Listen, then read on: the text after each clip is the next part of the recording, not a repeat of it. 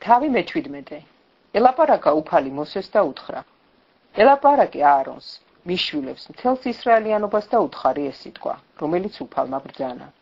თუ ვინმე ისრაელიანთაგანი ან ხარს, ან ცხვარს, ან თხას ბანაკში დაკლავს, ან ბანაკის გარეთ დაკლავს, სადღესასწაულო კარვის შესასვლელთან არ მიიყვანს, რომ უფლის სავანესთან შესწიროს უფალს, ამ კაცს სისხლი მოეკითხება. მან სისხლი დაღვარა და უნდა მოიკვეთოს თავისი ხალხიდან. იმისთვის, რომ მიიყვანონ ისრაელიანებმა საკლავი, რომელსაც ველზე კლავენ, რომ მიუყვანონ მღვდელ სადღესასწაულო კარავთან უფლისათვის და დაუკლან სამადლობელ მსხვერპლად უფალს. დაასხუროს მღვდელმა სისხლი უფლის სამსხვერპლო სადღესასწაულო კარვის შესასვლელთან და აკმიოს ქონი უფლისათვის კეთილსურნელებად. აღარ დაუკლან საკლავი ვაცებს, რომელთა კვალზეც გარყვნილობენ. ეს ჰქონდეთ სამარადისო წესად თაობიდან თაობაში. უთხარი მათ. თუ ვინმე ისრაელიანი ან ვინმე მდგმური, რომელიც მდგმურობს თქვენთან, შესწირავს აღსავლენს ან საკლავს და სადღესასწაულო კარვის შესასვლელთან არ მიიტანს უფლისათვის გასამზადებლად, ეს კაცი უნდა მოიკვეთოს თავისი ხალხიდან.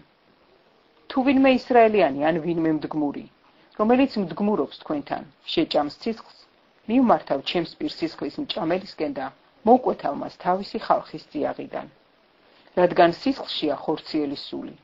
მე დაგიწესეთ იგი სამსხვერპლოსთვის თქვენი სულის შესანდობლად, რადგან სისხლია, რომ შეუნდობ სულს.